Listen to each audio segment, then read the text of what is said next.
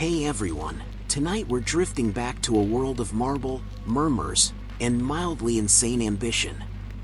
A world where the streets were paved in pride, the baths in luxury, and the aqueducts in, well, remarkably good plumbing. So, if you're lying in bed, half asleep, staring into the ceiling, just let your breathing slow. Because tonight, we're slipping gently through time, to explore how the Romans, yes, those toga-wrapped overachievers, managed to build an empire of marble, machines, and magnificent over-engineering. And don't worry, we'll move slowly. Nothing too exciting will happen. Just aqueducts, sewers, and the occasional emperor who thought he was a god. So, close your eyes, and let's drift into the warm, humming bathwater of Roman civilization. The Romans were particular people. They didn't just want things to work. They wanted them to impress. They wanted to build roads so straight you could almost feel the insecurity behind them. And they did. 50,000 miles of stone, gravel, and imperial self-confidence. These roads were marvels of layered engineering, earth, crushed rock, concrete, and stone paving. You could march an army, a donkey, or 1,000 barrels of cheap Italian wine down one, and it would still look smugly functional centuries later. They were built for eternity. And somehow, they almost achieved it. The phrase "all roads lead to Rome" wasn't just a saying. It was a logistical reality. Every corner of the empire, Spain, Egypt, Gaul, even the cold, damp misery of Britannia, was connected by Roman engineering. And these roads weren't just for marching legions or sending messages. They were arteries of control. The empire's circulatory system. Paved veins running with marble, taxes, and gossip. But of course, roads were just the beginning. The Romans were obsessed with water. Moving it. Storing it. Worshipping it, sometimes. They built aqueducts so precise that they could carry water across entire valleys with a gradient so gentle, you'd think nature itself was on their payroll. Take the Aqua Claudia. Built in the 1st century AD, it ran nearly 70 kilometers into Rome. No electric pumps. No steel pipes. Just gravity and pure Roman arrogance. The arches were massive, graceful stone skeletons marching across the countryside. If you stood beneath one, you might feel very small, very mortal, and slightly damp from the mist. Inside Rome, water gushed into public fountains, private villas, and those famous communal baths. Ah yes, the baths. Where senators, soldiers, and commoners all floated together in a steamy haze of olive oil, politics, and unspoken judgment. Imagine marble halls echoing with soft conversation, the sound of trickling water, and someone gently scraping their skin with a curved bronze tool called a strigil. Because hygiene, for the Romans, was an art form. And a social event. Bathhouses weren't just about cleanliness. They were about connection. You went there to unwind, gossip, and subtly compare physiques while pretending not to. There were rooms of every temperature, from the frigidarium, cold bath, to the caldarium, hot bath, and underfloor heating that worked astonishingly well for something invented before electricity. That system, the hypocaust, was a masterpiece. A network of brick pillars lifting the floor above a furnace. Hot air would flow beneath the floor and through hollow walls, warming the rooms evenly. So yes, 2,000 years ago, you could step onto heated marble floors while discussing Cicero's latest political blunder. Modern spas have been trying, and mostly failing, to match that atmosphere ever since. Let's drift a little deeper now, down into the pipes themselves. The Romans, despite living in an era without soap as we know it, managed to build extensive sewage systems. The greatest of these was the Cloaca Maxima, literally, the greatest sewer. A modest name for a very immodest drain. Originally dug in the 6th century BC, it still functions today, quietly carrying away modern Rome's waste with the same quiet dignity it had under Caesar. It was built so well that, even after countless floods, fires, and the occasional barbarian invasion, it never collapsed. And perhaps that's the most Roman thing of all, creating something so utilitarian, yet so monumental, that even the gods might have been impressed. Of course, not everything they built was quite so practical. Take the Colosseum, the grand arena of death, drama, and badly thought-out entertainment. A structure so massive that even the emperors sometimes got lost in it, metaphorically, and occasionally literally. Built under Vespasian and Titus in the 1st century AD, it could hold around 50,000 spectators. It had elevators, trapdoors, and even an enormous canvas roof, the velarium, that could be unfurled to shade the audience. It was, essentially, the world's first retractable stadium cover. And it worked through ropes, pulleys, and sailors borrowed from the Navy, because apparently, shading senators required maritime expertise.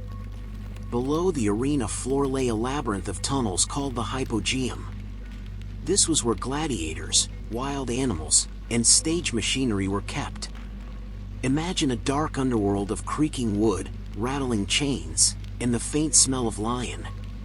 Then picture a lever pulled, a platform rising, and a confused rhinoceros appearing suddenly in front of a cheering crowd. It was brutal, theatrical, and undeniably efficient. Efficiency, in fact, was Rome's secret addiction. Their empire ran not on genius alone, but on organization. Grain shipments from Egypt, tax collection from Gaul, postal routes, census records, military logistics. Every aspect of life could be measured, filed, and controlled. Because to the Roman mind, chaos was barbaric. Order was divine. And yet, for all their precision, they were remarkably human. Sometimes laughably so. For every aqueduct that flowed perfectly, there was an emperor commissioning a golden statue of himself bathing in it. For every road that led home, there was a senator insisting it detour to his villa. Technology may have advanced, but ego never changed. Let's drift now to one of the lesser-known marvels, Roman concrete. A gray, unassuming material that somehow outlasted empires, earthquakes, and the general passage of time. Modern engineers still study it, slightly envious, slightly confused. Its secret ingredient was volcanic ash, pozzolana, which helped it harden underwater. That's how they built harbors that still stand after 2 millennia. Concrete that heals itself through chemical reactions. Buildings that should have crumbled centuries ago, but didn't. And then there's the Pantheon. A temple to all gods, but really, a monument to Roman ego and engineering. Its dome, perfectly proportioned, still holds the record for the largest unreinforced concrete dome in the world. It's so mathematically precise that if you stand in the center, beneath the oculus, the round hole at the top, you might feel an odd sense of peace. Or vertigo. It depends on your relationship with geometry. At night, moonlight filters through the oculus, shifting slowly across the marble floor. Rain falls directly in, and drains invisibly away through the floor's hidden system. It's as if the Romans built a building that breathes, part architecture, part astronomy, part magic. And speaking of magic, let's drift now into the more whimsical corners of Roman invention. They had automatic doors powered by steam, yes, really. Temple doors that opened themselves when sacrifices were made. Flame-heated air expanded, creating pressure, moving pulleys and weights. Priests used it, of course, to impress the crowds. Divine intervention, with a little help from physics. There were coin-operated holy water dispensers, too. You'd drop a coin in, it pressed a lever, water flowed. The first vending machine, in a way, centuries before Coca-Cola, and probably healthier. And yet, despite these flashes of brilliance, the Romans didn't see themselves as inventors in the modern sense. They didn't crave innovation for innovation's sake. They wanted improvement, refinement, stability. Their genius lay in making everything work better. They didn't invent plumbing. They perfected it. They didn't invent concrete. They made it immortal. They didn't invent empire. They industrialized it. But even empires with perfect plumbing eventually collapse. And perhaps that's the irony at the heart of Rome. They mastered the material world but lost control of the human one. All the aqueducts, all the arches, all the heated marble floors couldn't stop corruption, decadence, and a few rather terrible emperors from pulling the whole thing apart. Still, when you walk through Rome today, you can feel it. That faint hum beneath the stones. The ghosts of builders, engineers, dreamers, all whispering through the ruins. Not loudly. Just enough to remind you that, once upon a time, humanity built something extraordinary. And somewhere, deep beneath the modern traffic, the Cloaca Maxima still runs. Quietly. Patiently. Still doing its job. Because Rome, even in ruin, never really stops working. Hey everyone, still here, still awake? If you are, that's fine. We're drifting deeper now, into the part of the story where the marble starts to crack a little. Where the aqueducts still run, but the minds behind them don't. Tonight, we'll linger in the quieter corners of decline. The part where Rome's emperors, those pampered, perfumed men at the top, began slowly unbuilding their own empire. Not with armies, but with vanity. With fear. And with a remarkable lack of understanding for how their own world actually worked. So, just let your mind soften a little. Breathe. And imagine the hum of ancient Rome, fading into something a bit more fragile. You see, Roman engineering didn't fail because of a single disaster. It failed by degrees. By neglect. By emperors who were too busy declaring themselves gods to notice the aqueducts leaking. Let's start with one of the most infamous examples of imperial mismanagement, Nero. Ah, Nero. A man who, despite having one of the best infrastructures in the ancient world, managed to nearly burn it down, quite literally. When the Great Fire of Rome broke out in 64 AD, much of the city was destroyed. Now, historians still argue whether Nero started the fire or just took suspiciously long to put it out. But what we do know is that when the smoke cleared, he saw opportunity. He built himself a palace, the Domus Aurea, or Golden House. It was a masterpiece of engineering. Vaulted ceilings covered in gold leaf. Marble walls. And an enormous rotating dining room that supposedly followed the movement of the sun. Imagine that, a room powered by hidden mechanisms turning ever so gently as guests ate peacock tongues and complained about the acoustics. It was technological brilliance used for ego. And in that way, Nero was almost prophetic. He represented a shift from collective innovation to individual indulgence. From we build to I deserve.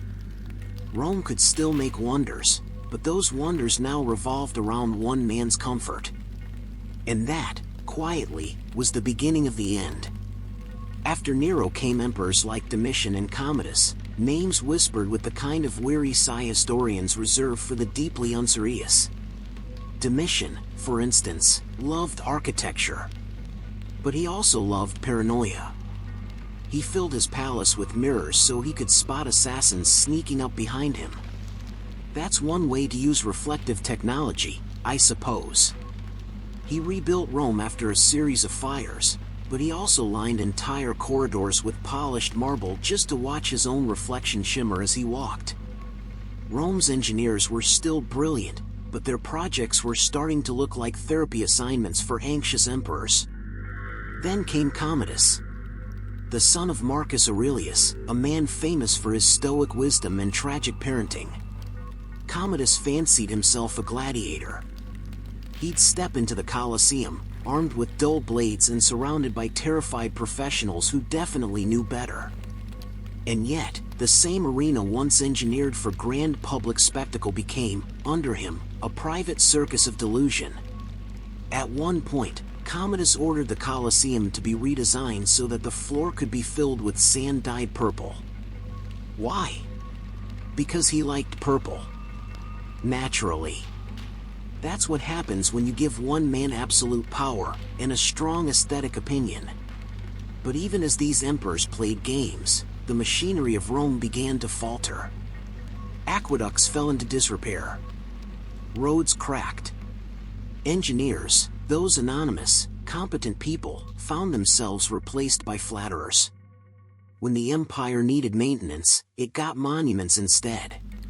By the time we reached the 3rd century AD, things had gotten complicated. Rome was still vast, but its systems were straining. Water channels clogged. Bridges collapsed. And emperors changed faster than engineers could fix things. 50 emperors in 50 years, each one briefly crowned, briefly murdered, briefly forgotten. Imagine trying to run an empire's infrastructure when your boss changes every 6 months. Funding disappears, projects stop, priorities shift. It was the world's first bureaucratic burnout. Let's drift now to a man named Diocletian. A reformer. A micromanager. And someone who, for all his flaws, actually tried to fix things. He divided the empire into smaller administrative units, the tetrarchy, so that it could be governed more efficiently. He standardized currency, reformed taxes, even tried to control inflation. But his greatest legacy? He retired. Voluntarily. The first Roman emperor to say, "You know what, I'm done," and actually mean it. He built himself a seaside villa in what's now Croatia, a fortress of white stone, baths, and gardens. And when asked later if he'd consider returning to power, he reportedly said, "If you could see the cabbages I grow, you wouldn't ask." It's hard not to admire that. The emperor who fixed the empire just walked away to tend vegetables. And in doing so, he might have understood something none of the others did, that systems, like empires, only last if you stop trying to own them. After him came Constantine the Great. A man who understood the power of symbols better than the power of plumbing. He built Constantinople, New Rome, on the Bosporus, shifting the empire's center eastward. A city of domes, mosaics, and strategic brilliance. But in the process, the old infrastructure of Rome began to fade. The aqueducts still ran, but more weakly now. The marble cracked. The sewers clogged. And the great workshops of Rome, those forges, those foundries, fell silent one by one. Because the emperors weren't investing in maintenance anymore. They were investing in image. Rome, once defined by function, became defined by facade. The old marble facades were polished endlessly, while the pipes beneath them rusted. A perfect metaphor for decline. By the time the Western Empire stumbled toward its end, much of its engineering knowledge was already forgotten. The aqueducts were still there, yes, but the understanding of how to build them, gone. Concrete? No one could quite replicate it. The formula had vanished, like a recipe misplaced in the world's messiest kitchen. Somewhere between invasions, plagues, and palace intrigue, the manuals were simply lost. And so the baths grew cold. The fountains dried up. The sewers filled. Rome, the city of water and light, became a city of dust and silence. But perhaps that's the natural rhythm of history. A rise. A plateau. A quiet unraveling. Technology doesn't just vanish, it fades through neglect. Through disinterest. Through emperors who'd rather hold feasts than fix aqueducts. It's strange to think that the same civilization that built the Pantheon also forgot how it was done. that a city of engineers became a city of pilgrims. That the glow of genius dimmed, not with conquest, but with comfort. Still, the bones of that brilliance remained. Under medieval Rome, under modern Rome, the aqueducts still whisper. The sewers still hum. And the roads still run, straight and patient, beneath centuries of dust. Because the Romans built for eternity. And even when eternity stopped caring, the stones did not. Hey everyone, still here, still awake? That's fine.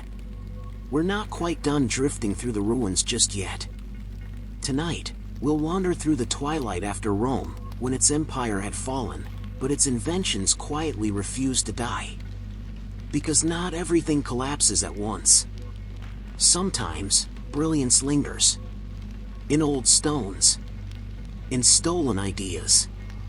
In the stubborn memory of people who still remembered how to make things work. So, let's settle back in. Let the noise of the modern world fade. And listen to the faint echo of Roman gears still turning, long after their empire forgot how to use them. When the Western Roman Empire finally fell in 476 AD, it didn't go out in a blaze of glory. No thunderous ending. Just a soft, bureaucratic sigh. A Germanic general named Odoacer told the last emperor, a teenager named Romulus Augustulus, to pack up and go home. No more emperors in Rome. No more Senate worth listening to. Just quiet. But what's remarkable is that so much of Rome's infrastructure simply stayed put. The aqueducts still stood. The roads were still there, hard as stone and twice as stubborn. Even the sewers kept flowing, though, admittedly, with less enthusiasm. The early medieval people who moved into those ruins didn't really understand how they worked.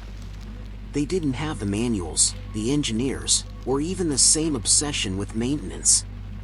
But they used them anyway. You could live in a decaying Roman bathhouse and still enjoy a little warmth in winter, if you knew where to sit. You could fill your bucket from a Roman fountain, long after the empire that built it was dust. And that's how Roman technology survived, not in libraries, but in leftovers. Let's drift to Italy in the early Middle Ages. A quiet, fractured land of monasteries, ruins, and the occasional ambitious warlord. Among those crumbling marble arches, monks took refuge. They copied manuscripts by candlelight, Virgil, Cicero, Pliny, Vitruvius, the ancient engineer who had written De Architectura, the Roman manual of building and design. Those texts became lifeboats of memory. They didn't always understand them, but they kept them. And sometimes, that's enough. Roman ideas went underground, literally. Old aqueducts became cellars, cisterns, wine storage. Amphitheaters were turned into fortresses. Temples became churches. Concrete ruins became foundations for something new. It wasn't innovation now. It was adaptation. The quiet art of using what's already there. But while the West forgot, the East remembered. Constantinople, the shining half of Rome that refused to fall, kept the old knowledge alive. The Byzantines, as they came to be called, inherited not just Roman walls, but Roman minds. They maintained aqueducts, harbors, and heating systems. They built churches that echoed Roman design, the most famous being the Hagia Sophia. Completed in 537 under Emperor Justinian, it was an architectural miracle. Its dome seemed to float on light, held aloft by hidden arches and clever engineering. It was Roman genius reborn, shimmering with mosaics instead of marble.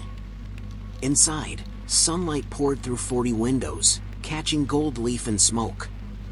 The sound drifted upward and disappeared into the high air, as if swallowed by heaven itself. And beneath it all, the same Roman principles of weight, pressure, and proportion quietly held it together. Byzantium preserved Rome's technical language. They built on it, literally and intellectually. While the West stumbled through feudal confusion, the East still had textbooks, mathematicians, and plumbing. That's one of history's quiet ironies. The so-called barbarian age wasn't as barbaric as we think. It just moved the spotlight.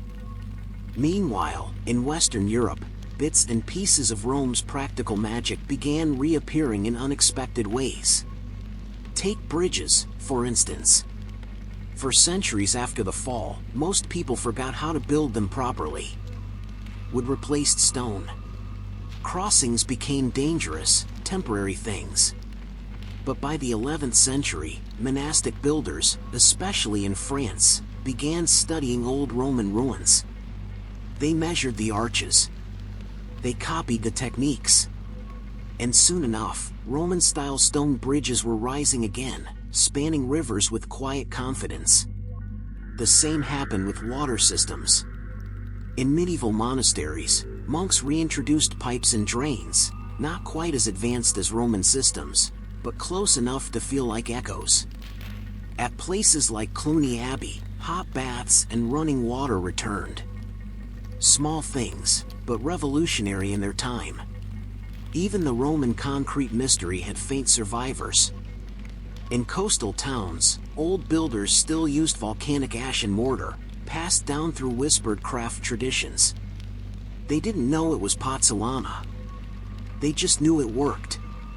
A kind of practical superstition that kept the formula alive, just enough for the Renaissance to rediscover it. Let's drift north for a moment. To Britain, cold, damp, and perpetually unimpressed. After the Romans withdrew, the island fell into chaos. Villas turned to ruins. Roads crumbled under moss. But those roads still mattered. Centuries later, the Anglo-Saxons, and later the Normans, would reuse them. They built their castles where Roman forts once stood. They followed Roman routes, paved new layers on top of ancient stone. And beneath their feet, the ghost of Roman infrastructure guided them unknowingly. Even London, then called Londinium, never really stopped being Roman. When medieval builders dug foundations, they hit Roman walls. When they laid pipes, they found Roman drains. And so, the city kept one foot in the past without realizing it. That's the beauty of Roman engineering. It was too good to erase. Even when forgotten, it kept functioning in small, stubborn ways. But the real revival came with curiosity. By the 15th century, Renaissance thinkers began dusting off the old texts. They found Vitruvius again. They read about domes, arches, aqueducts, and decided, quite reasonably, that the ancients had been smarter than they were. Artists like Leonardo da Vinci copied Roman designs. Architects like Brunelleschi studied the Pantheon's proportions when building Florence's cathedral dome. That single structure, Santa Maria del Fiore, was a love letter to lost Roman genius.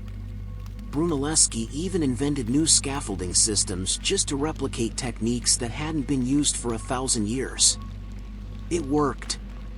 And with that dome, Rome's ghost quietly exhaled.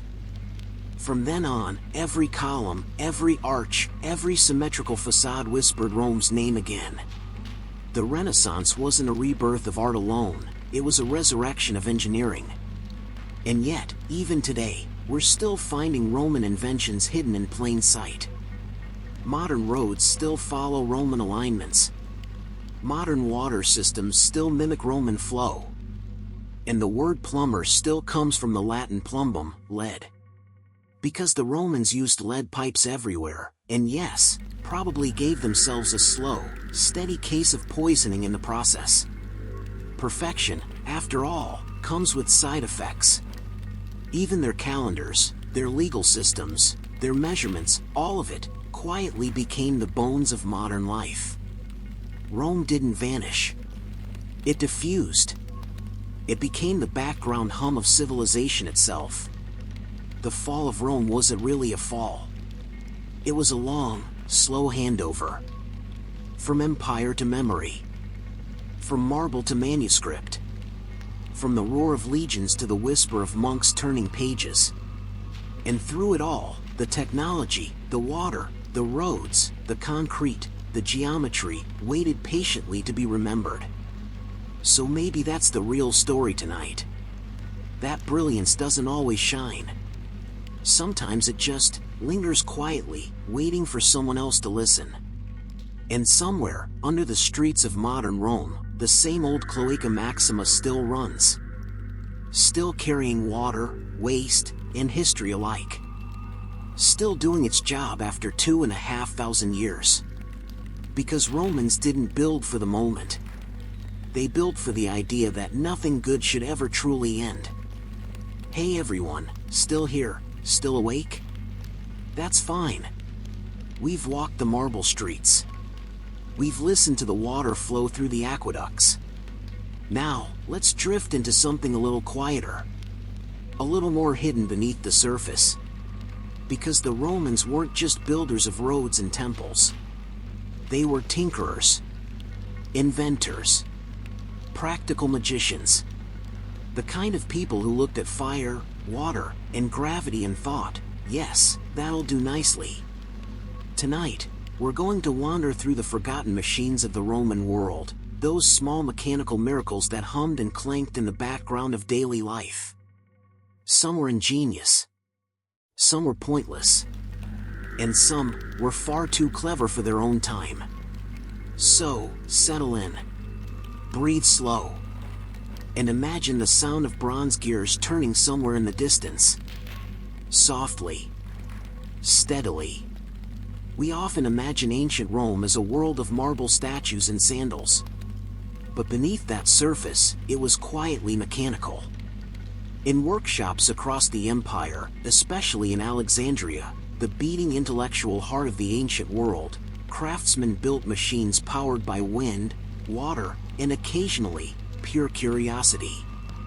Let's start with one of the most remarkable minds of the ancient world, Hero of Alexandria. If the Romans had a Da Vinci, it was probably him. An engineer, mathematician, and showman living in the 1st century AD, Hero wrote treatises filled with contraptions that feel shockingly modern. Automatic doors, coin-operated dispensers, steam engines. Yes, steam engines, nearly 2,000 years before the Industrial Revolution. Hero's most famous device was the allopile, or wind ball. Picture a small metal sphere mounted on an axis, with two bent tubes on opposite sides. When you heated water beneath it, steam shot through the tubes, making the sphere spin. It was, essentially, the world's first steam turbine. Hero didn't use it to power anything practical. It was mostly a temple trick, a demonstration piece meant to impress the faithful. But still, there it was. Steam power. 2 millennia too early. And then, forgotten.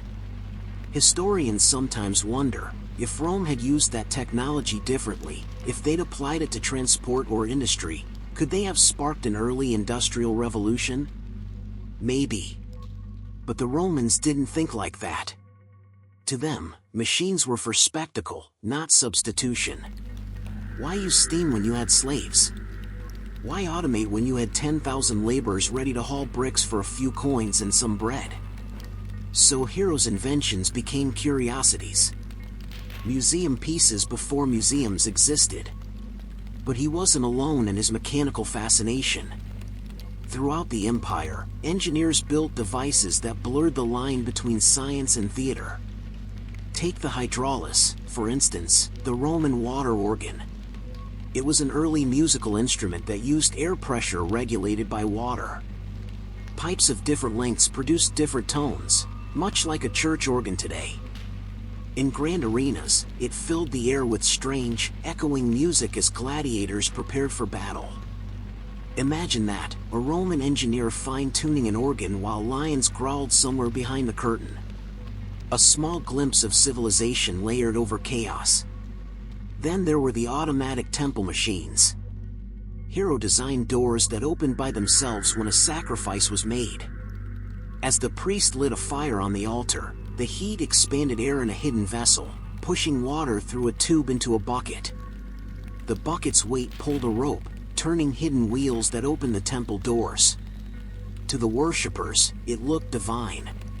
To Hero, it was physics. It was religion powered by thermodynamics. Faith with a side of fluid mechanics. And the crowd believed. Because when a door opens by itself, people rarely ask about counterweights. The Romans also built automatic fountains, mechanical birds, and even animated statues that moved their arms or spoke when coins dropped into a slot. Hero described several of these in his works. You'd put in a coin, it would press a lever, and holy water would pour into your hand. It was the world's first vending machine, one that dispensed salvation instead of soda. They also made clever timekeeping devices.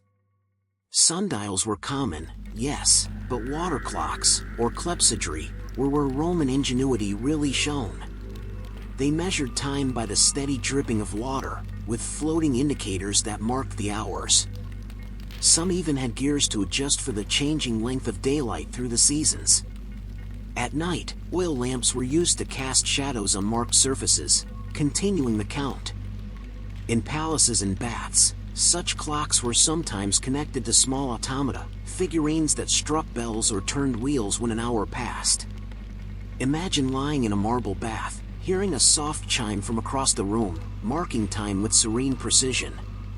There's something oddly soothing about that thought. Time passing gently, mechanically, without hurry.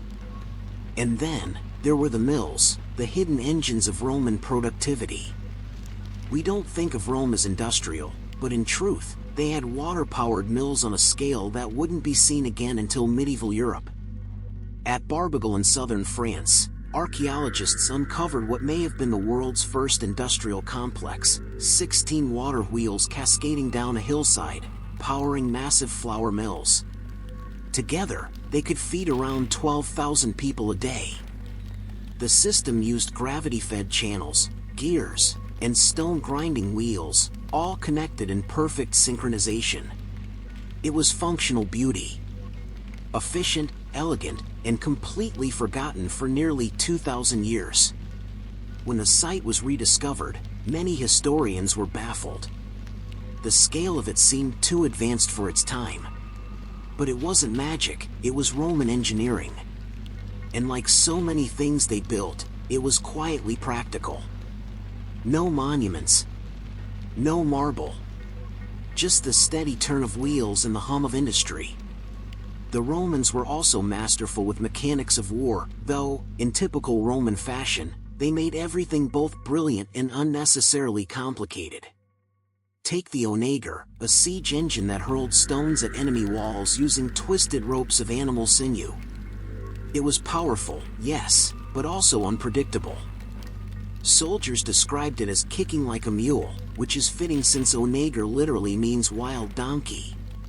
To operate one safely required both skill and luck, and sometimes neither was enough. They also built massive crossbows called scorpions, capable of firing bolts the size of spears. Some were even mounted on carts or ships, giving Rome the world's first mobile artillery. Because of course they did.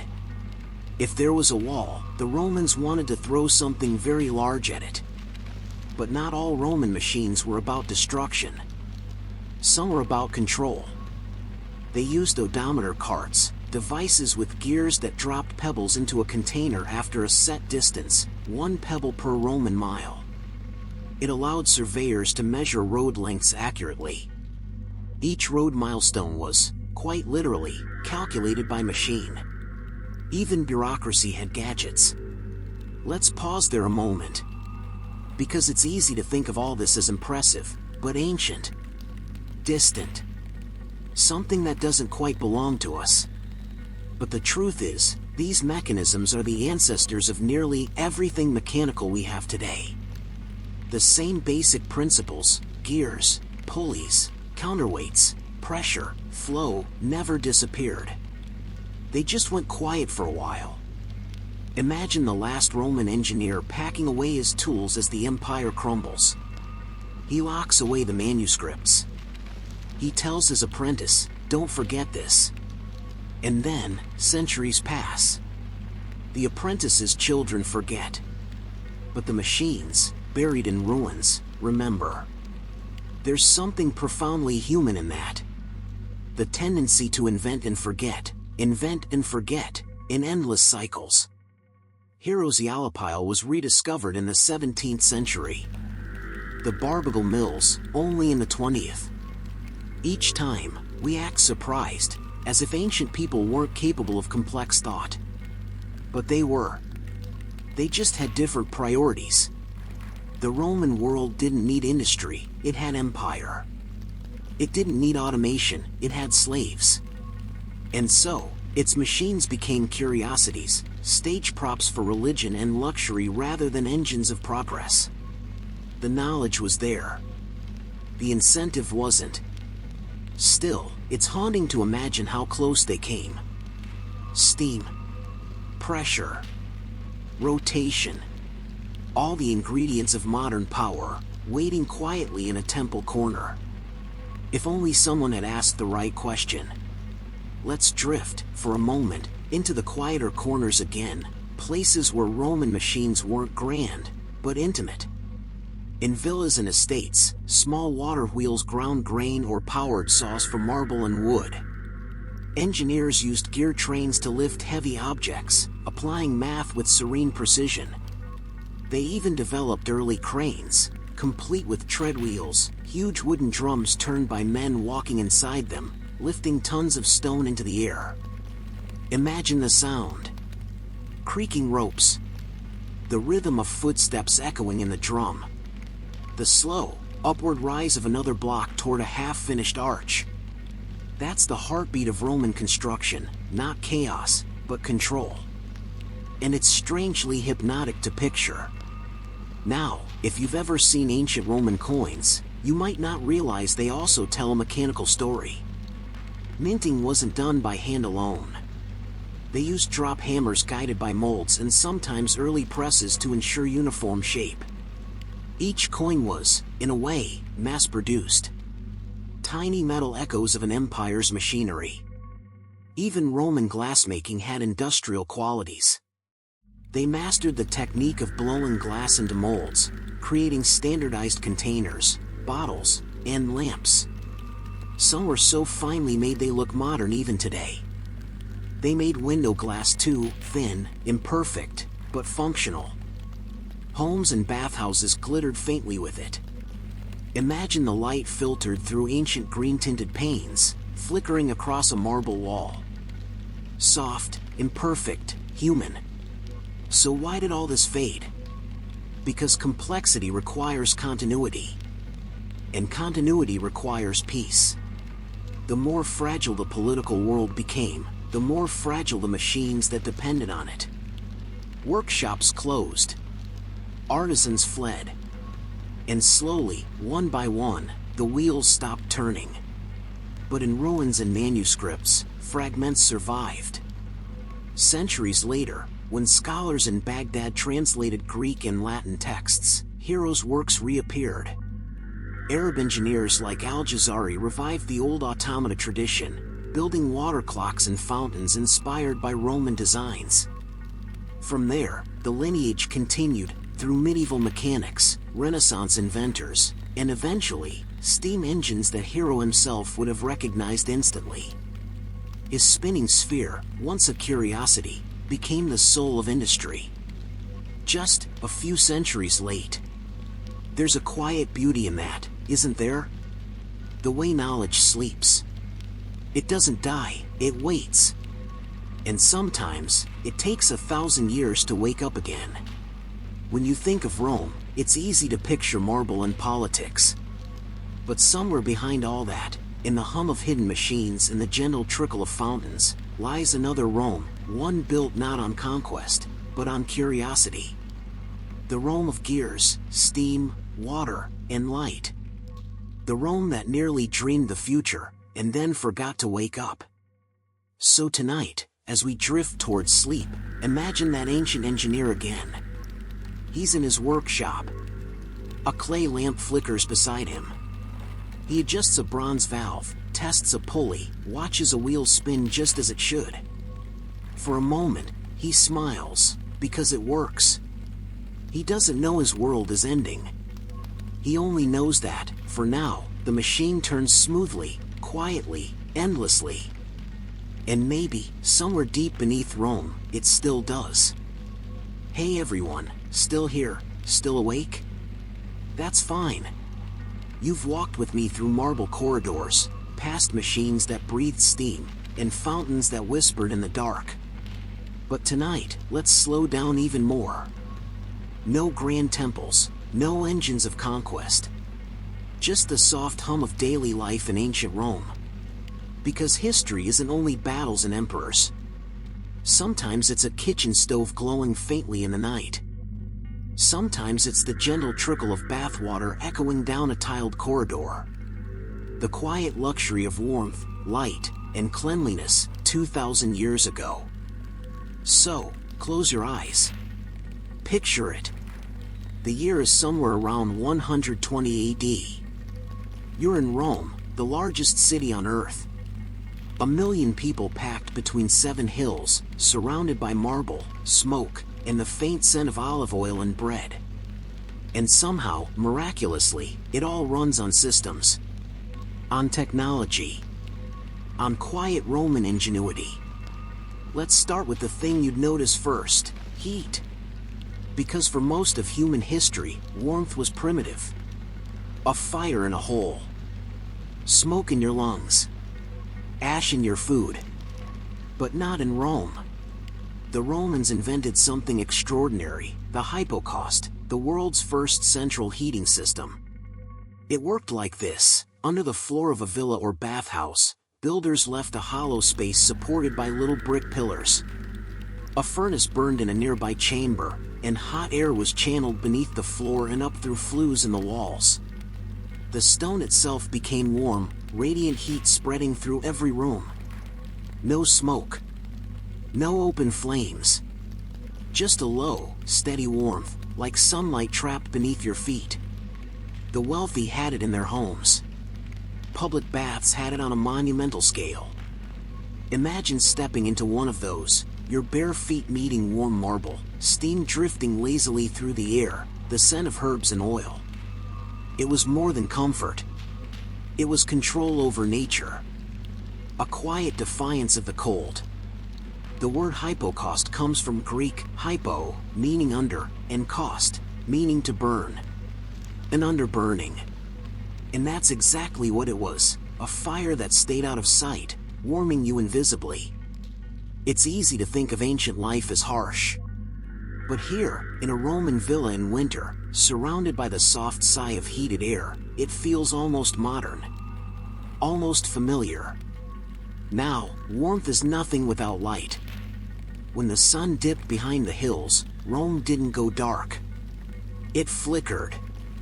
Oil lamps, hundreds of thousands of them, lit every home, street, and bath. They were small things, molded from clay or cast from bronze, filled with olive oil and fitted with linen wicks. A simple design, but beautiful in its consistency.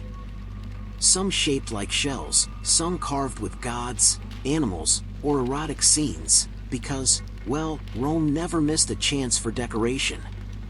The oil itself was the same used for cooking, cleaning, and ritual. It burned slowly, casting a warm, golden glow. But it wasn't cheap. The rich had rooms filled with lampstands, walls that shimmered with light. The poor, perhaps one small lamp shared among many. Even so, it was light enough to read, to talk, to dream by. And it smelled faintly of olives. Imagine that, Rome by night, the whole city scented softly like an orchard in flame. From light and heat, we moved to something far more intimate: cleanliness. If the hypocaust was Rome's heating system, then the baths were its heart. Public bathhouses, or thermae, were everywhere, massive complexes of marble, steam, and sound. They weren't just places to wash. They were social theaters, places to gossip, debate, and unwind. A Roman might spend hours there, moving from the frigidarium, the cold room, to the tepidarium, the warm one, and finally the caldarium, the hot, steamy chamber. the air shimmered with moisture. Water poured constantly from bronze spouts into basins and pools. Everywhere you looked, engineers had hidden pipes and valves, an entire plumbing network powered by aqueducts. Even small towns had baths. Even soldiers on campaign built makeshift ones. For Rome, bathing wasn't luxury, it was identity. Cleanliness was civilization. And those aqueducts, they're easy to romanticize, but in truth, they were practical miracles. Stone arteries carrying mountain water across miles of countryside, through tunnels, over valleys, and straight into cities. Rome alone had 11 of them.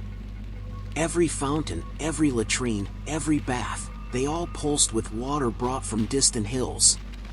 Some aqueducts ran for over 50 miles, descending less than a few feet per mile. That precision required surveying tools so advanced, modern engineers still marvel at them. Water flowed day and night, gravity doing the work, whispering through lead pipes beneath the streets.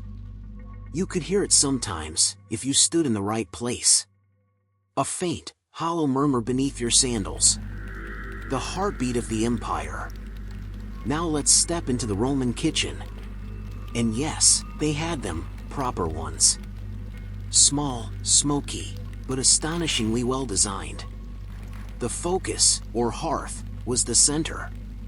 It wasn't just for cooking, it was sacred, the domain of the household spirits, the Lares. A little shrine stood nearby, where offerings were made before meals. Cooking itself was done with charcoal or wood, often on raised clay stoves with built-in holes for pots. Bronze and iron utensils gleamed in the lamplight. There were mortars for grinding spices, strainers for wine, ladles, and skewers. They fried, baked, and boiled. They even had portable stoves for picnics. Roman cuisine was complex: garum, fermented fish sauce, honeyed wine, olives, cheese, fruit, pepper, lentils, pork. They loved contrast, sweet and sour, crunchy and soft. Meals weren't primitive. They were art. And they ate lying down, propped on couches, their fingers glistening with oil and sauce, slaves passing trays of figs and bread. In those moments, comfort wasn't just about invention, it was about rhythm, habit, ritual. And speaking of comfort, let's talk about plumbing. Because, yes, Rome had toilets. Public ones. Lots of them. And honestly, they were brilliant. Long stone benches lined with holes, all connected to running water systems. Fresh water flowed continuously beneath, carrying waste away into the sewers. No privacy, of course. Romans sat side by side, chatting about politics or business while nature took its course. But it worked. Efficient, self-cleaning, and endlessly flowing. The Cloaca Maxima, the great sewer of Rome, still exists today, part of it still functioning after more than 2,000 years.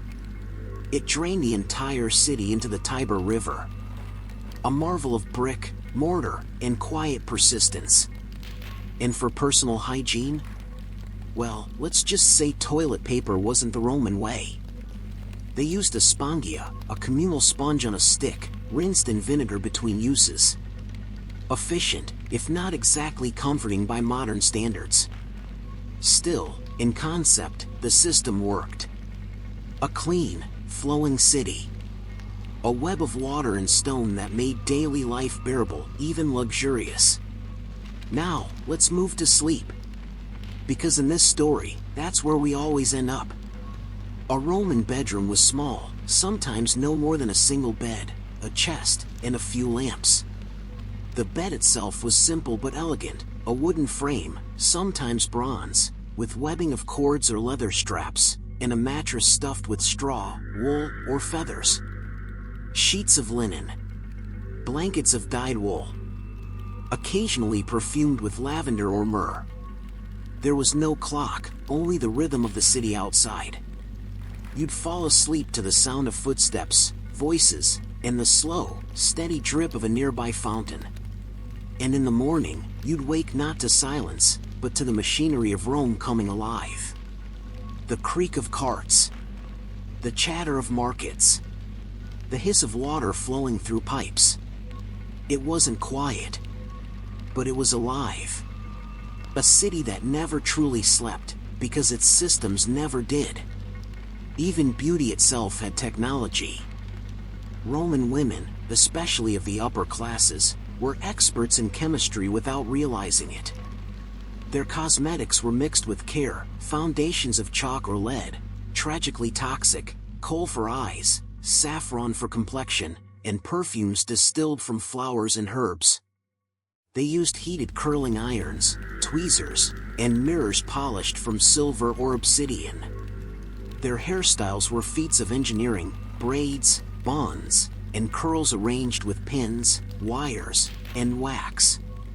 Some so elaborate that poets joked women's heads were architectural wonders.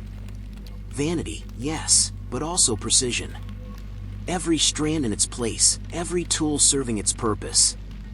Even grooming was mechanical art. And what about comfort and sound? Rome wasn't a silent place. There were sounds of fountains in every courtyard, the splash of water echoing off stone. That wasn't accidental. Romans designed acoustics into their architecture. Theaters built to carry every whisper. Baths built to amplify water like music. Even houses had niches and domes that reflected sound softly, creating warmth in the air. A Roman home wasn't just built, it was tuned. Every material chosen for how it felt, how it smelled, how it sounded. That's something modern cities forget. Rome didn't just work, it breathed. If you stood on a Roman street at twilight, you'd see it all in motion. Water running beneath your feet. Smoke curling from hypocaust vents. Lamp flames trembling in the breeze. A hum of life made possible by 1,000 tiny technologies. And though so much of it is gone now, fragments remain. Pipes unearthed. Tiles scorched by ancient fires. Soot marks where furnaces once burned beneath marble floors. Even the ghosts of warmth can be traced by archaeologists, heat stains left in stone after centuries of sleep. It's strange, isn't it? We think of technology as new, as ours. But the truth is, it's ancient. We've been chasing comfort for as long as we've been cold. And Rome was the first to catch it. So tonight, as the room quiets around you, imagine yourself back there. In a dimly lit villa on the Palatine Hill. The air warm beneath your feet. The smell of olive oil and lavender drifting from a nearby lamp. Water murmuring in hidden pipes. Outside, the stars over the Tiber glimmer faintly through a thin sheet of glass. You don't hear the empire's politics. You don't hear its wars. You only hear its heartbeat, mechanical, patient, human. And maybe that's the truest Rome of all. Not marble or empire, but warmth, light, water, rest. Hey everyone, still here, still awake? That's fine. Tonight, we're going to listen to the quietest moment in history. The moment when the hum of Roman invention faded away. When the forges cooled, the fountains stopped flowing, and the last engineers packed their tools and disappeared into the dust. Because empires don't just die, they unwind. Slowly. Elegantly. Sometimes beautifully. And when Rome began to crumble, it wasn't swords or barbarians that silenced it. It was time. Neglect. And the faint, almost imperceptible sound of forgetting. Let's drift back to the 4th century. Rome is still standing, but something feels off. The marble still shines, the aqueducts still pour, but there's a kind of weariness in the air. A fatigue not of the body, but of the mind. Innovation needs confidence. And Rome, by then, had lost it. For centuries, they'd built everything: theaters, roads, temples, machines, under the assumption that the world would always belong to them, that the system was eternal. But as borders shrank and emperors multiplied like overripe figs, that confidence withered. Engineers still existed, but fewer of them. Budgets were slashed. Maintenance, the quiet, invisible magic that keeps systems alive, was neglected. Because when your empire's bleeding soldiers at the edges, no one wants to fund a sewer. We can trace the decay in water. Aqueducts began to dry up. Lead pipes cracked. The fountains in the city squares trickled into silence. Baths went cold. The hypocausts, those warm, whispering floors of comfort, filled with dust. Archaeologists can pinpoint the exact layers in the soil where maintenance stopped. Roman bathhouses that once gleamed with marble now reveal soot, rubble, and traces of collapsed ceilings. It didn't happen overnight. But it happened all the same. When Rome was rich, its technology was art. When it grew poor, it became burden. A luxury too expensive to maintain. And then there was faith. The empire turned Christian, slowly, awkwardly, sometimes violently. And with that shift came a change in how people saw the world.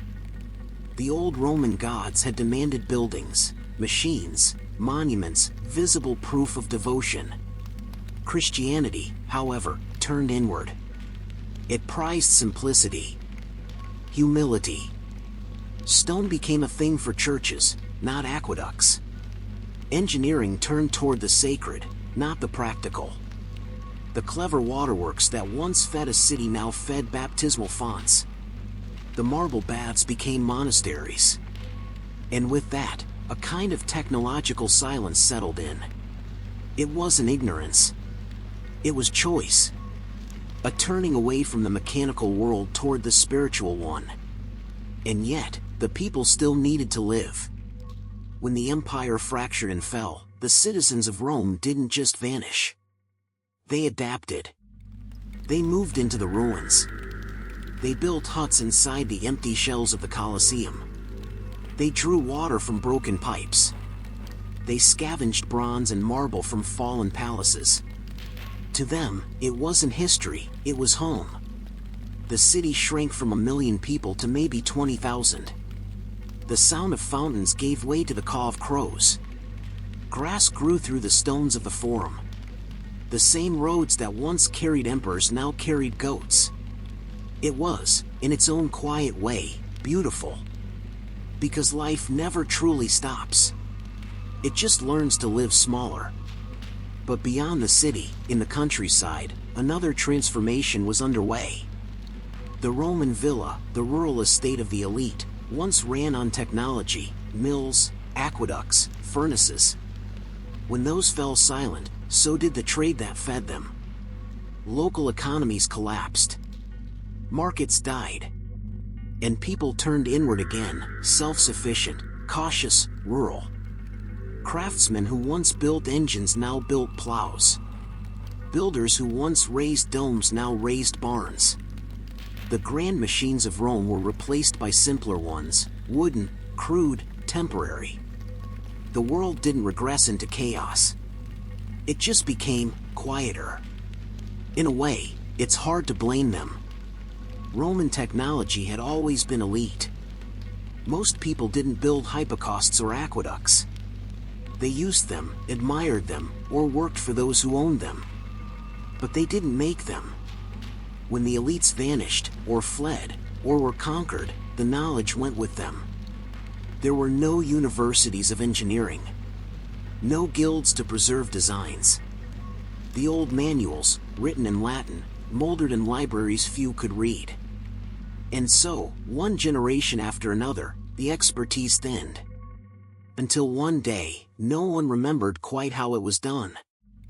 We find fragments, half-finished mosaics, collapsed bathhouses, tools left mid-repair, as if the builders just walked away. And maybe they did. Maybe they saw the empire falling and thought, what's the point of fixing the furnace, when no one's left to pay for the heat? It's tempting to call that a tragedy. But maybe it wasn't. Maybe it was necessary. Empires run hot. Too hot. They burn through people, materials, and belief. And when they collapse, there's a kind of mercy in the cooling. For centuries after Rome's fall, Europe lived in that cool silence. Not a dark age, exactly. More like a long night's rest. The embers of technology still glowed, faintly, under the ash. Waiting. Monks preserved the texts. Peasants preserved the instincts. And slowly, quietly, the world remembered how to build again. Still, it's haunting to think how much was lost. The Roman sawmills, the automatic doors, the endless aqueducts, the golden gears of heroes' machines, all gone. When medieval engineers rediscovered those ideas centuries later, they were astonished. They thought the ancients had worked with magic. But it wasn't magic. It was math, discipline, and a willingness to experiment. That willingness was what died, more than anything. Not the materials, not the tools, but the curiosity. For a long time, people stopped asking how. They asked why. And in that shift, the machines went silent. And yet, even silence has memory. The great baths of Caracalla stood empty, but their shells inspired awe. The Pantheon's dome became a church, and survived, perfectly balanced. Ruins whispered lessons to those who would one day rebuild. When the Renaissance finally dawned, and men like Brunelleschi stood beneath the Pantheon studying its structure, they weren't inventing something new. They were listening. To the stones. To the air. To the long, quiet patience of Roman design. Rome never truly died. It just fell asleep. And every time humanity rediscovers an old trick, a new alloy, a forgotten blueprint, a better bridge, we're really just waking Rome up again. The most touching part? Some of Rome's systems never stopped working at all. A few aqueducts kept flowing, even in the Middle Ages. Farmers watered their fields from channels built by Caesars they no longer remembered. The Cloaca Maxima kept draining the city, century after century. The stones held. The arches held. The logic of the design held. Even without engineers, without emperors, without pride, Rome's technology refused to die. Because it wasn't built for an age. It was built for forever. So perhaps the machines didn't go silent after all. They just went quiet enough for us to stop hearing them. If you stand in modern Rome today, at night, near the Forum, you can still hear it. Not the roar of empire. Not the march of legions. Just the faint, steady rush of water through the old pipes, buried deep below. The same water system that served emperors now feeds fountains for tourists. The same stones still carry weight, still resist time. Rome didn't end, it faded into the infrastructure of the modern world. Like a ghost that became part of the walls. And that, I think, is the lesson in the hush that followed the fall. Progress isn't a straight line. It's a heartbeat. Thudding, pausing, thudding again. Every civilization rises, hums with invention, and then grows tired. The machines slow. The gears rest. And when they wake again, they find their rhythm changed, but the song's still the same. Rome's song was one of precision, of patience, of elegance in problem solving. Even now, we're still humming its tune. We just call it engineering. So tonight, as you drift off, imagine that moment, the last Roman bath cooling in the dusk. The last furnace sighing out its smoke. A world falling quiet not from violence, but from exhaustion. Somewhere in the hills, a monk copies a text by candlelight. Somewhere in a ruined villa, a child finds an old bronze gear and wonders what it once did. The empire sleeps. But the memory of its machines lingers, patient and eternal. And if you listen closely enough, you can still hear the water running. Hey everyone, still here, still awake? If you are, that's fine. Tonight, let's keep drifting deeper into the Roman world of quiet, strange brilliance, the kind of ingenuity that hummed beneath the noise of marching legions and echoing marble halls. You see, for all their reputation as warmongers and conquerors, the Romans were also a people deeply obsessed with control over nature, over time, over people, and, as it turned out, over motion itself. Machines, in their eyes, were extensions of order. Quiet little proofs that the world could be bent to the will of a well-trained mind. So let's talk about Roman machines. Not the grand, loud kind, no catapults or siege towers tonight, but the delicate, often overlooked contraptions that whispered of an empire's hidden sophistication. The Romans, for example, inherited and refined a remarkable device known as the Archimedes screw. You might picture it, a long cylinder containing a coiled spiral. When placed in water and turned, the spiral lifted the liquid upward, defying gravity with simple elegance. It was used to drain marshes, irrigate fields, and even fill aqueduct systems. One could imagine a Roman engineer in his tunic, sleeves rolled, turning a wooden handle with satisfaction as water obediently rose at his command. It was labor, yes, but refined labor. There's something soothing in that image, the hum of water, the creak of wood, the quiet pride of invention. And then there were the water mills. By the 1st century BCE, Romans had learned to harness the gentle push of flowing rivers to grind their grain. Entire mill complexes appeared, most famously, at Barbagal in southern Gaul. Picture it, 18 cascading water wheels, lined in pairs, each turning in rhythmic, watery harmony. The millstones above ground would rumble softly, producing enough flour to feed thousands. All of it powered not by slaves, but by the patient force of nature itself. Some historians call Barbagal the world's first industrial complex. It's a romantic idea, and perhaps not entirely wrong. The Romans might never have used the word industry, but they understood scale, and efficiency was something they pursued almost religiously. It's rather telling that they built such mechanisms during an era when most of the world still relied on hand mills and animal power. Rome, despite its obsession with military strength, had a quiet heart that beat for precision.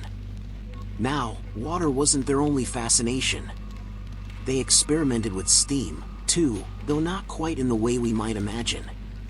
One curious device often mentioned is the alipile, sometimes credited to Hero of Alexandria. It was, in essence, a spinning sphere powered by jets of steam, a tiny, hissing precursor to the modern steam turbine. The Romans never thought to apply it to industry, of course. To them, it was more of a toy, a demonstration of natural principles, a party trick for temple scholars and curious emperors. And yet, when you think about it, that's rather fitting.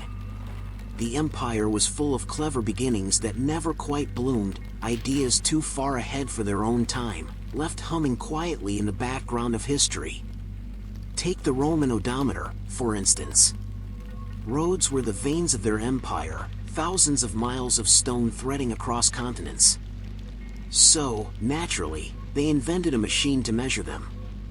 The device was ingenious, a chariot wheel attached to a system of gears and pebbles. Every so many rotations, a pebble dropped into a container, allowing the traveler to count the distance covered. You can almost imagine the scene, a Roman surveyor, dusty from travel, lifting a small leather pouch at day's end, counting out the little stones inside, and noting the mileage with a faint, bureaucratic satisfaction. Because of course, the Romans loved paperwork almost as much as they loved conquest. Then there were automata, mechanical devices made to mimic life. Hero's writings describe doors that opened by themselves, powered by hidden weights or steam pressure. There were even accounts of small mechanical birds that could flap their wings and chirp, startling unsuspecting guests during banquets. One can picture a Roman aristocrat reclining at his dining couch, half drunk on Falernian wine, watching as a gilded mechanical dove fluttered its bronze wings before landing gently on a platter of fruit. The guests would murmur in awe, though perhaps not entirely understanding how it worked. It was spectacle, yes, but also science disguised as magic. And speaking of magic, let's drift into their obsession with time. Romans, for all their engineering prowess, were perpetually haunted by the problem of hours. The sundial had existed for centuries, but in Rome, it became both a civic ornament and a moral nuisance. When the first large public sundial was installed in the Forum in 263 BCE, some citizens complained bitterly that it divided their lives too rigidly. "The sun now commands our leisure," one poet grumbled. Over time, they refined their timekeeping. Water clocks, or clepsydry, measured hours through a controlled drip. Some were simple bowls, others, intricate towers with dials and figures that moved as the water fell. In Alexandria and later in Rome, engineers created elaborate clock mechanisms that marked hours with bells, whistles, even miniature figures that rotated in procession. They called it technology. Their slaves, who had to wind and refill them, called it a nuisance. But beyond the humor, there's something tender about Rome's need to measure the passing of time, to harness even the minutes as though the empire could never fall if it only kept perfect track of the hours. And of course, this fascination with motion and control extended to warfare. We don't need to linger too long on the bloody parts. But even here, Roman ingenuity was unsettlingly impressive. Their ballistae, giant torsion-powered crossbows, could launch bolts with deadly precision. Their catapults were designed with interchangeable arms and adjustable frames, making them modular in ways that would make a modern engineer smile. They even developed a kind of proto-tank, a siege tower covered in iron plates, mounted on wheels, and armed with a battering ram. It was slow, unwieldy, and likely terrifying to anyone watching from a city wall. Naturally, it also tended to catch fire. Still, the effort counts for something. What's fascinating is how the Romans viewed these inventions not as marvels, but as necessities. Machines were never built for beauty, but for function. The beauty came afterward, in marble reliefs and mosaics, where the machinery of empire, both literal and metaphorical, was celebrated as part of Rome's divine order. Even the emperor's chair, the curule seat, was a symbol of engineering, foldable bronze legs, delicately balanced, designed to convey both mobility and authority. The most powerful man in the world sat on a collapsible object, and somehow, that feels fitting. There's an old saying that the Romans conquered with their roads.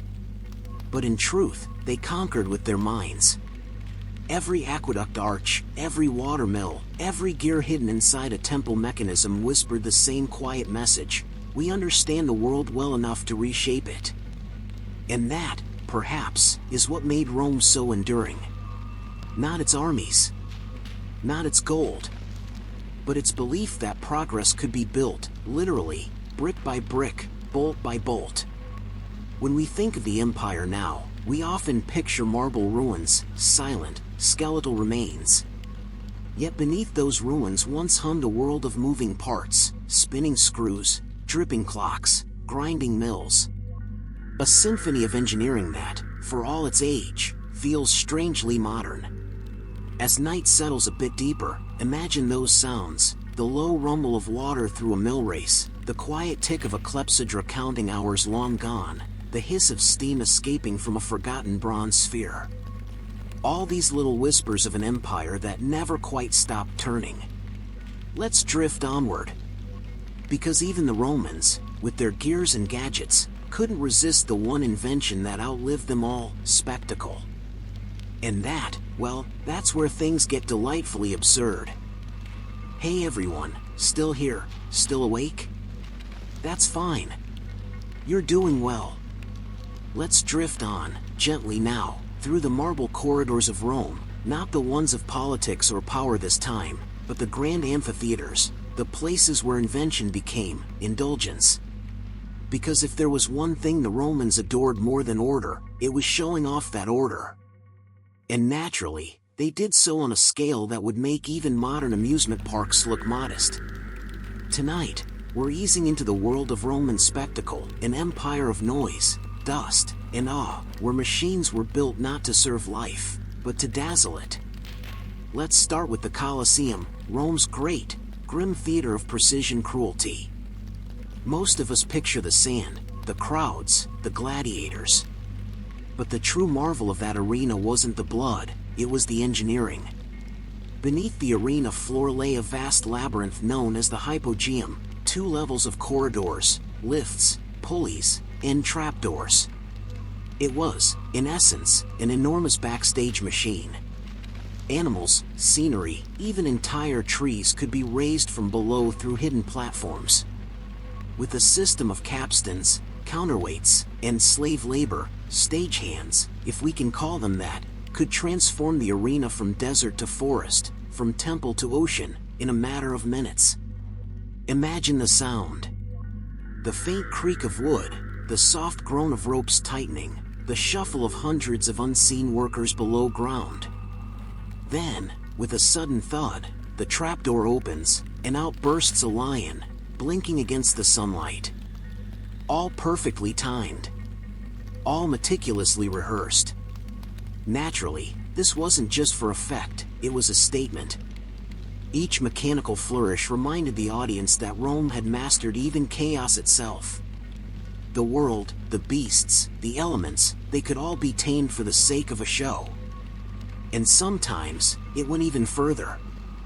There are accounts of naval battles, Malmachii, staged in flooded arenas. The Colosseum itself could, allegedly, be transformed into a temporary lake. Water poured in through subterranean channels, filling the pit just deep enough to float small vessels. Did it truly happen as described? Scholars still debate it. But it's not hard to believe the Romans would try. Because when it came to spectacle, practicality was rarely a concern. One emperor, Titus, inaugurated the Colosseum in 80 CE with games that lasted 100 days. 100 days. That's longer than most people's attention spans today, and he managed to fill it with novelty after novelty. Thousands of animals died, yes, but so did thousands of mechanisms, strained by overuse. Ramps broke, elevators jammed, platforms collapsed. And still, the show went on. Because, of course it did. To the Roman mind, maintenance was just another form of conquest. Elsewhere in the empire, smaller amphitheaters experimented with mechanical illusions. Some used rotating scenery or sliding backdrops, precursors to modern stage sets. Others featured clever sound devices, like hidden tubes to amplify applause or create echoes, enhancing the grandeur of speeches or performances.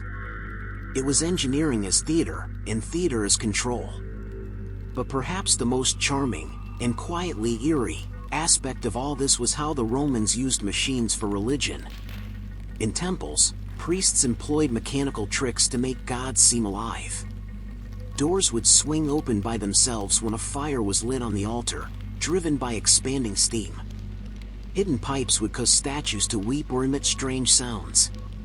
One famous account describes a bronze bull that roared when worshippers offered sacrifice, its sound produced by concealed air chambers. It wasn't faith alone that awed the people, it was hydraulics. In Hero of Alexandria's writings, we even find designs for automated theater plays, miniature performances using pulleys, weights, and ropes. Tiny figures moved across a stage, delivering an entire mythic drama without human touch. A mechanical opera, 2,000 years before electricity. It's both beautiful and absurd, the idea that an empire known for discipline and bloodshed also delighted in clockwork toys and stagecraft. And yet, it makes sense. Rome thrived on illusion. From the grandeur of its marble facades to the carefully choreographed speeches of its senators, appearance mattered. The machines only made the illusion tangible. Even in triumphal processions, the great parades celebrating victories, mechanical ingenuity played a part. Vast floats rolled through the streets, carrying animated displays of conquered cities. Moving figures represented rivers, gods, or nations, mechanically animated with gears and cranks. One can imagine the citizens cheering as a wooden Nile god waved lazily, pulled along by hidden ropes, while elephants, real and fake, trundled behind. The emperors, naturally, adored these displays. Domitian, for instance, was known for his obsessive perfectionism. During one celebration, he reportedly demanded that mechanical birds sing in unison. When they didn't, he replaced the engineer. Not punished, exactly, just replaced. The Romans were good at that sort of quiet ruthlessness. But the spectacle wasn't confined to the capital. Across the provinces, the same fascination repeated itself in miniature. Local amphitheaters featured smaller lifting platforms, hidden cages, and rotating statues. Public fountains doubled as mechanical wonders, water running through intricate bronze systems that caused animals to spray jets or fish to leap. You might say that for Rome, entertainment was an ecosystem. Water powered the mills that made the flour for bread, and water powered the fountains that delighted the people who ate it. The same engineers who built aqueducts could also build stage traps. And in a way, that seamless blend of necessity and spectacle was Rome's true genius. Let's drift, then, to one of their favorite illusions, one that's strangely poetic. In some of the grandest banquets, wealthy Romans would commission rotating dining rooms. Yes, truly, rooms that turn slowly, like the gears of a cosmic machine. The Emperor Nero famously had one built in his Domus Aurea, the Golden House. According to the historian Suetonius, the ceiling of the dining room revolved day and night, imitating the motion of the heavens. Perfumed petals would rain from above. Music would play, servants would glide, and guests, half-drunk, half-dazed, would sit beneath a sky that turned for them. It was artificial paradise, powered by slaves and water pressure. And while the mechanism itself has never been conclusively reconstructed, it likely involved a rotating platform driven by hidden gears or counterweights. A feat of engineering as absurd as it was impressive. Imagine lying back on a couch of velvet and gold, watching the ceiling glide overhead, the lamps twinkling like constellations. For a brief, wine-drenched moment, you'd feel as though Rome itself had captured the cosmos. Of course, Nero was later declared insane. But one must admit, he had style. That's the curious paradox of Roman technology. It wasn't just functional, it was theatrical. They used machines to prove not that they were clever, but that they were divine. To move the world was to imitate the gods. And perhaps, deep down, that's what all this spectacle was about.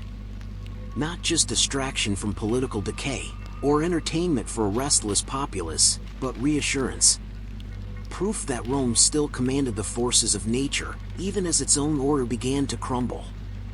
Because beneath the golden gears, the empire was already showing cracks. The aqueducts still flowed, the arenas still roared, but somewhere underneath it all, the machinery was wearing thin. Still, they didn't stop the shows. Of course not.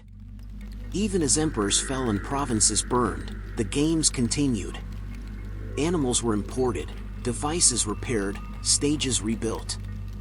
Engineers and slaves kept the underground engines of the Colosseum alive, as if by sheer momentum Rome could escape its own decline. It's almost tragic, this empire of logic and steel, slowly grinding itself to exhaustion, yet still performing for applause. So, as we drift through this final act of Rome's mechanical theater, picture it all together. The gears turning in the dark. The sand shifting above. The hidden ropes creaking as a tiger rises from below. The emperor, draped in silk, smiling faintly from his box. A world powered by precision, and yet built on illusion. That's the Rome that never makes it into the textbooks, the empire that spun and hissed and lifted and turned, long before anyone thought to call it technology. And as we leave the Colosseum behind, the noise fades. The crowd's cheers dissolve into the soft hum of memory. The machines wind down, one by one. All that's left is the quiet, the gentle stillness of ancient Rome asleep. But don't worry. The world didn't lose its taste for spectacle. It only evolved. Next, we'll wander into what came after Rome, the strange silence that followed its machines, and the long centuries that tried, in vain, to remember how it all worked. Because sometimes, losing knowledge is the most human thing of all. Hey everyone, still here, still awake? That's fine. Let's stay in that soft, half-dreaming place for a while longer.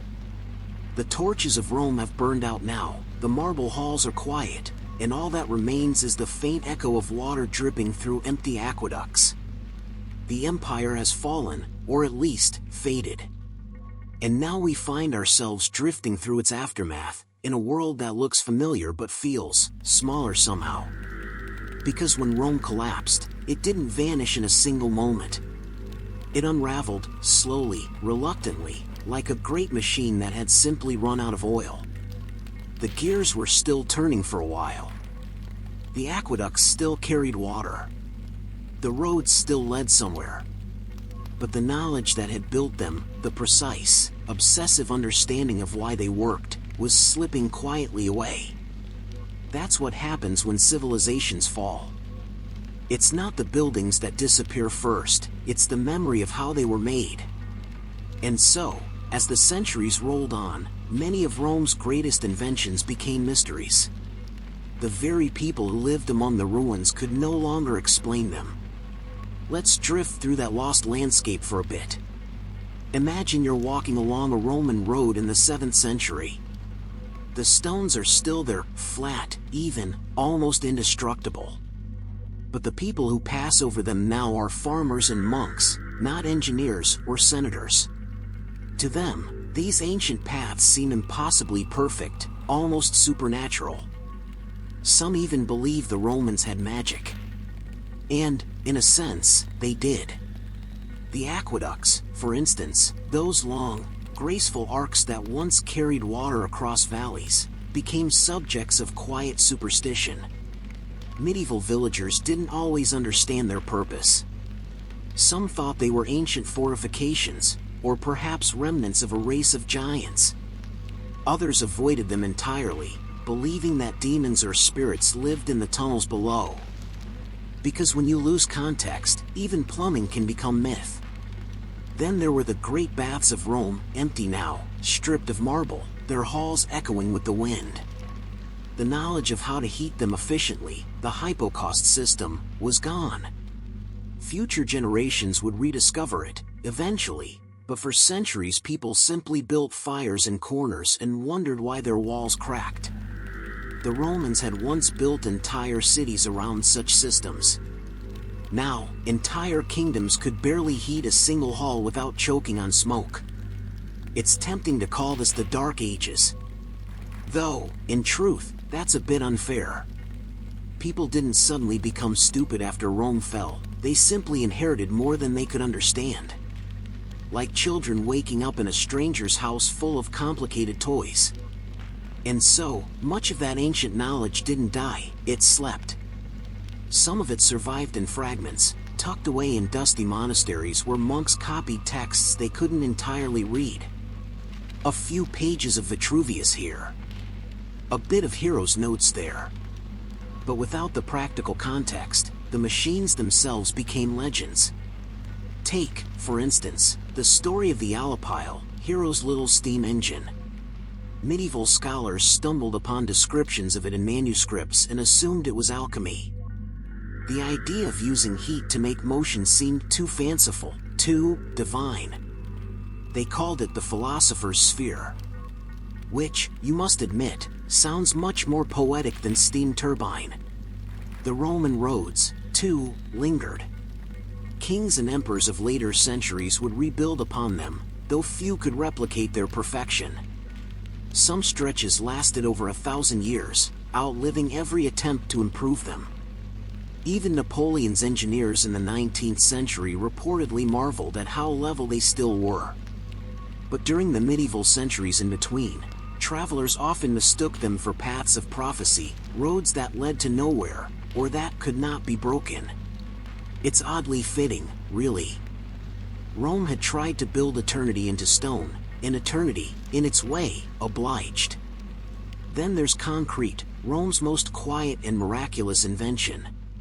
For centuries after the empire's fall, no one could quite reproduce it. The formula was lost, forgotten beneath the dust of collapsing temples and broken forums.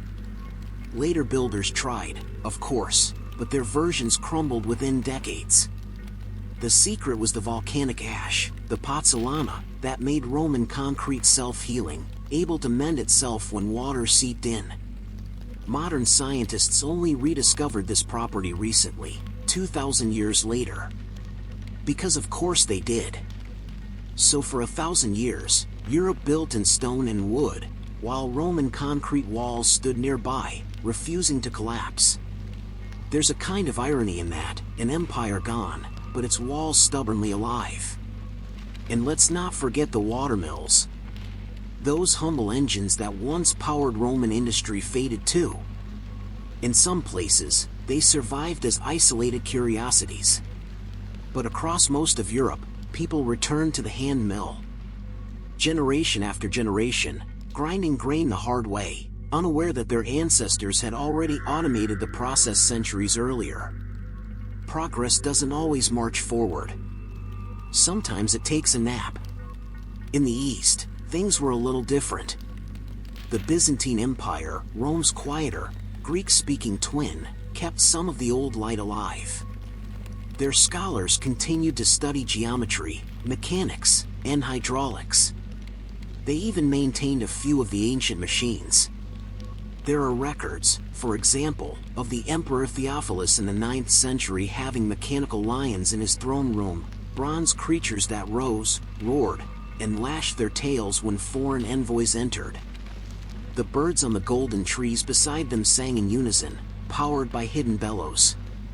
So yes, while the West was forgetting, the East was still performing. The Byzantines even kept a version of Heroes' Automata tradition alive in their churches. Icons that blinked. Doors that opened by themselves.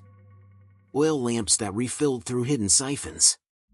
To them, this wasn't mere trickery, it was theology expressed through mechanics. A divine illusion built from gears. And yet, even in Byzantium, much was lost. The knowledge narrowed, focused on spectacle more than understanding. They could still make things work, but not always explain why they worked. In a way, the ancient world was slowly turning into a myth of itself. By the time the Crusades began, many European knights traveling east thought of the ancient Roman ruins as the work of a vanished, godlike civilization. They had no idea they were, in fact, the descendants of those same engineers. But knowledge, like nature, abhors a vacuum. And eventually, the sleeping ideas began to stir again. In the monasteries, scholars began to copy and translate old Roman texts more carefully. The Renaissance was still far away, but the faint crackle of curiosity was returning. The seeds of rediscovery were being planted, literally, in ink. It's strange to imagine a monk in a cold stone scriptorium, tracing letters on parchment by candlelight, unknowingly preserving the blueprints for aqueducts, cranes, and siege engines. He doesn't understand the words, not really. But centuries later, Leonardo da Vinci would read them and recognize everything. Because the human mind, no matter how dim the light, never forgets entirely. It only waits for someone to remember. By the 12th century, translations of Arabic and Greek texts began filtering back into Europe. And there, amid the confusion of crusades and plagues, the Roman spirit of invention stirred once again. Scholars rediscovered geometry. Architects experimented with domes. Tinkerers began to rebuild watermills and clockwork devices. It wasn't quite the same, of course. Rome had been practical, methodical. the medieval mind was mystical. Where Romans saw mechanisms, the Middle Ages saw miracles. But sometimes, miracles are just machines waiting to be understood again. And so, the legacy of Rome began to wake. It wouldn't truly roar back to life until the Renaissance, but even in those dark centuries, the bones of the old empire held steady. Roads, bridges, arches. The quiet survivors of a civilization that had once turned engineering into art. As we drift through this final stretch of forgotten centuries, it's oddly comforting to realize that not everything was lost. The aqueducts still trickled. The roads still guided. The texts still whispered. Rome never really vanished, it just fell asleep. And maybe that's what every civilization does, in the end. It dreams for a while. And when the world is ready, it wakes up again. The Romans might have built for eternity, but eternity, it seems, is patient. So let's close this chapter gently, with the image of an old aqueduct under a silver moon. The water still flowing, faintly, centuries after its engineers turned to dust. The stones still standing, quietly defying time. And if you listen closely, if the night is still enough, you might almost hear it, the soft hum of Rome's forgotten machines, still working somewhere, long after the empire's heart stopped beating.